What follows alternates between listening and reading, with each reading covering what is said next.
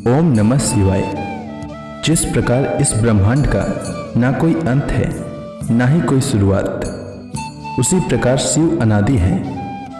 संपूर्ण ब्रह्मांड शिव में समाया हुआ है और वे ही हमारे अंतःकरण में भी विराजमान हैं। श्रावण का पावन महीना देवों के देव भगवान शिव का महीना माना जाता है। सावन महीने के सोमवार के दिन जो भी बाबा भोलेनाथ की पूर्ण श्रद्धा के साथ पूजा अर्चना करता है, साथ ही सावन सोमवार की व्रत कथा सुनता है और दूसरों को भी सुनाता है, उसकी हर मनोकामना पूर्ण होती है। तो आइए सुनते हैं सावन सोमवार व्रत कथा। प्राचीन समय की बात है, किसी नगर में एक धनी व्यापारी रहता था। इतना सब कुछ होने पर भी वह व्यापारी अंतर्मन से बहुत दुखी था, क्योंकि उस व्यापारी का कोई पुत्र नहीं था। दिन रात उसे यही चिंता सताती थी। पुत्र पाने की इच्छा से वह व्यापारी प्रति सोमवार को भगवान शिव की पूजा अर्चना करता था। सायंकाल को व्यापारी शिव मंदिर में जाकर भगवान शिव के सामने घी का दीपक जलाया करता था।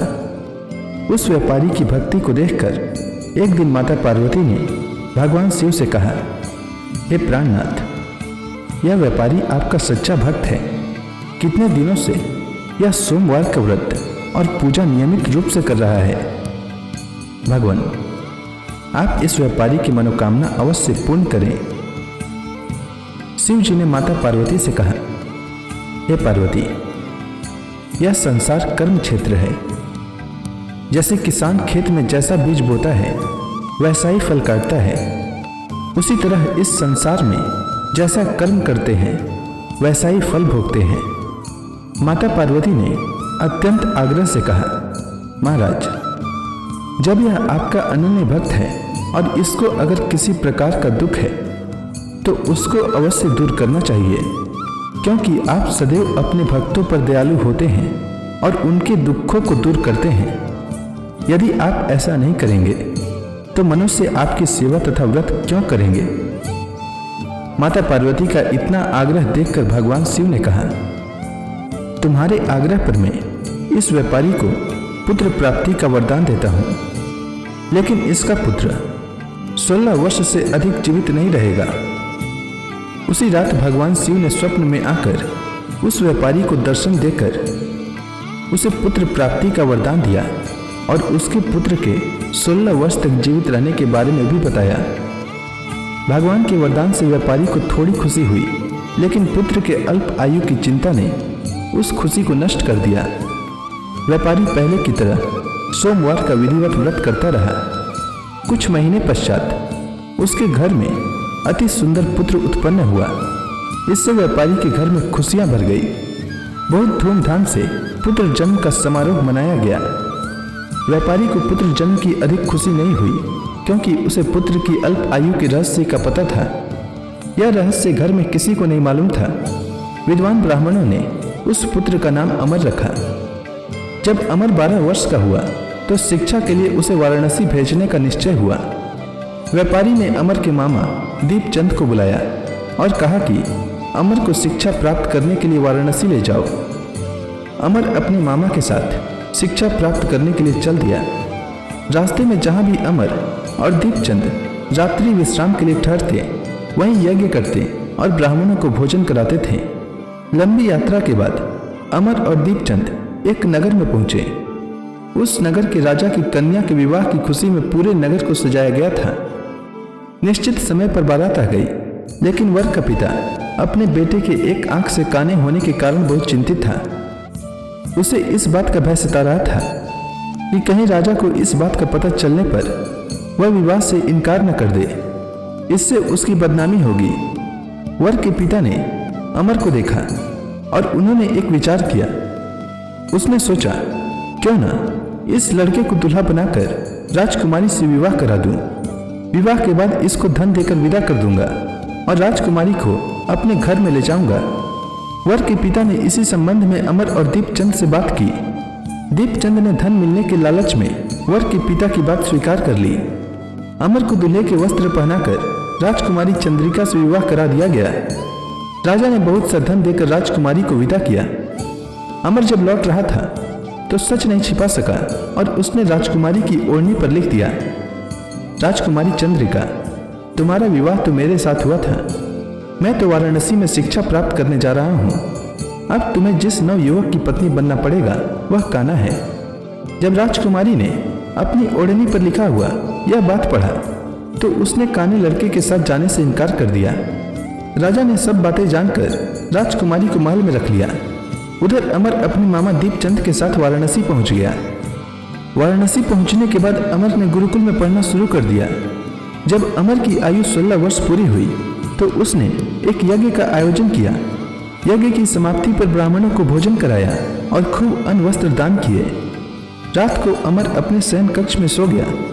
शिव के वरदान के अनुसार शयनावस्था में ही अमर के प्राण पखेरु उड़ गए। सूर्योदय पर मामा अमर को मृत देखकर रोने पिटने लगा। आसपास के लोग भी एकत्र होकर दुख प्रकट करने लगे। मामा के रोने विलाप करने के स्वर समीप से गुजरते हुए भगवान शिव और माता पार्वती ने भी सुने। पार्वती जी ने भगवान शिव से कहा, प्राणनाथ, मुझसे इसके रोने के स्वर सहन नहीं हो रहे हैं। आप इस व्यक्ति के कष्ट अवश्य दूर करें।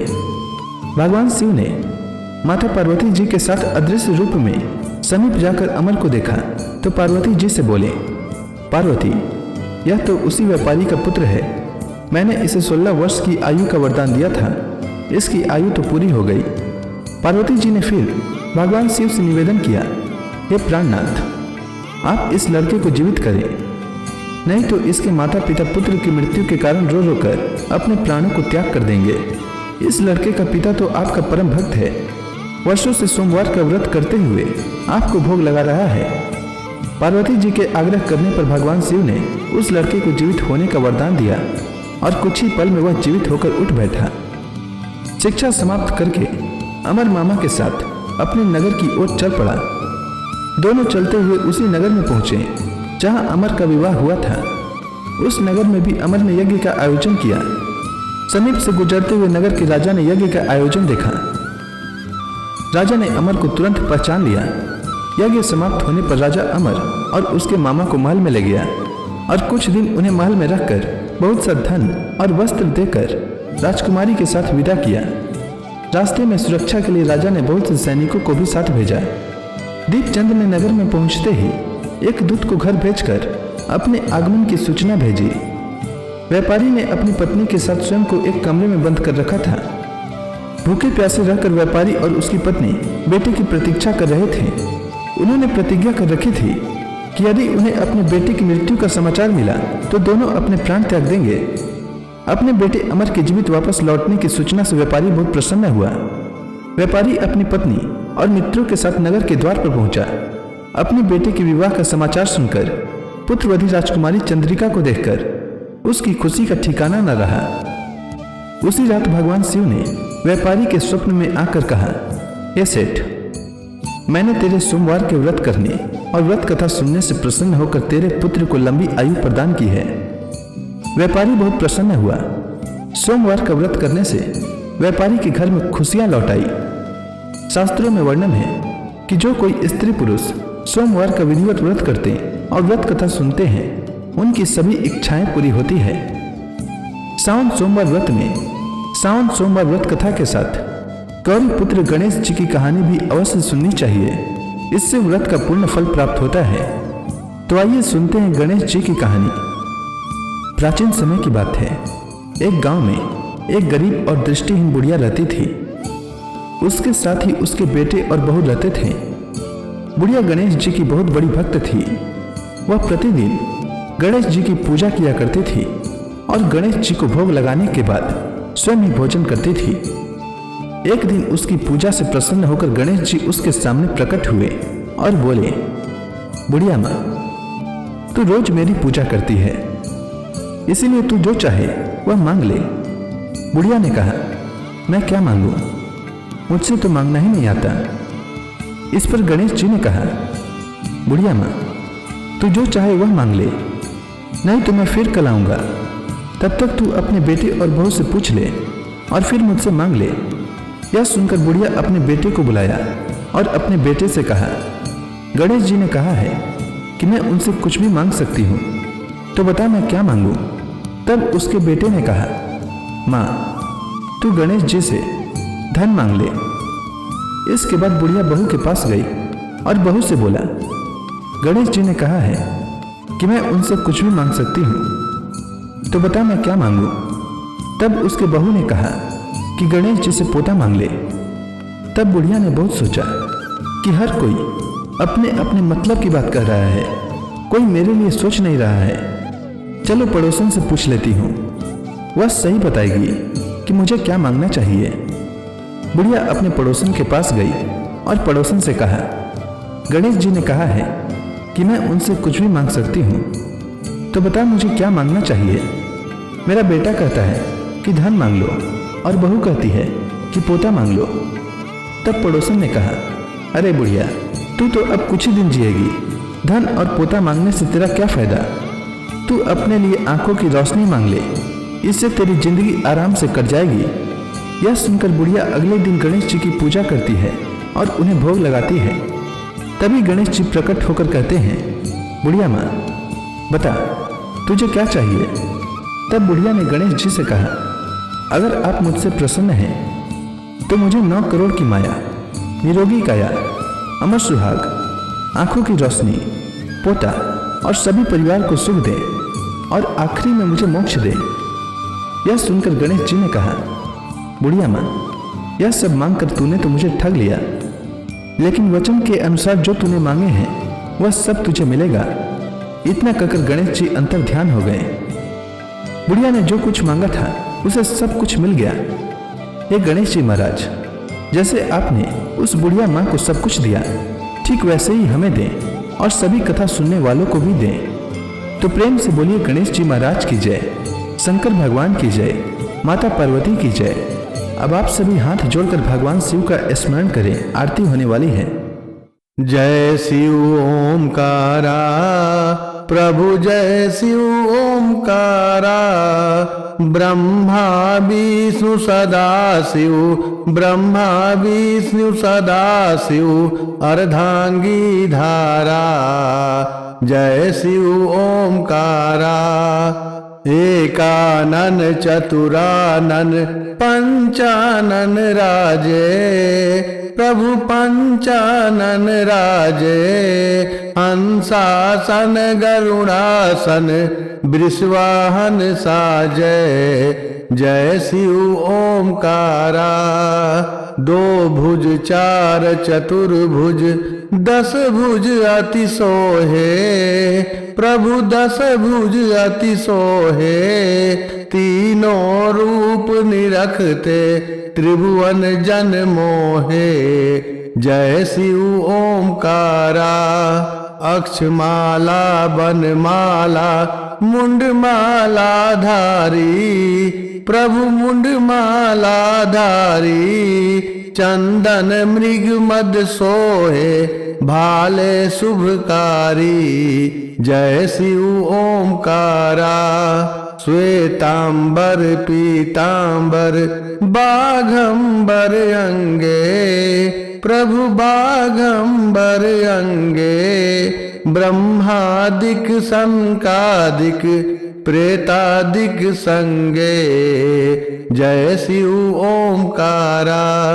कर के मध्य कमंडलु ओ त्रिशूलधारी, प्रभु ओ त्रिशूलधारी। सुखकारी दुखहारी जगपालनकारी। जय शिव ओमकारा। ब्रह्मा विष्णु सदा शिव जानत अविवेका, प्रभु जानत अविवेका। प्राणवाक्षर में शोभित ए तीनों एका। जय शिव ओमकारा। त्रिगुण स्वामी की आरती जो कोई नर गावे, प्रभु जो कोई नर गावे। कहत शिवानंद स्वामी मनवांछित फल पावे। जय शिव ओमकारा। जय शिव ओमकारा। प्रभु जय शिव ओमकारा। ब्रह्मा विष्णु सदा शिव अर्धांगी धारा, जय शिव ओमकारा। तो प्रेम से बोलिए शंकर भगवान की, माता पार्वती की, हर हर महादेव। हर महादेव।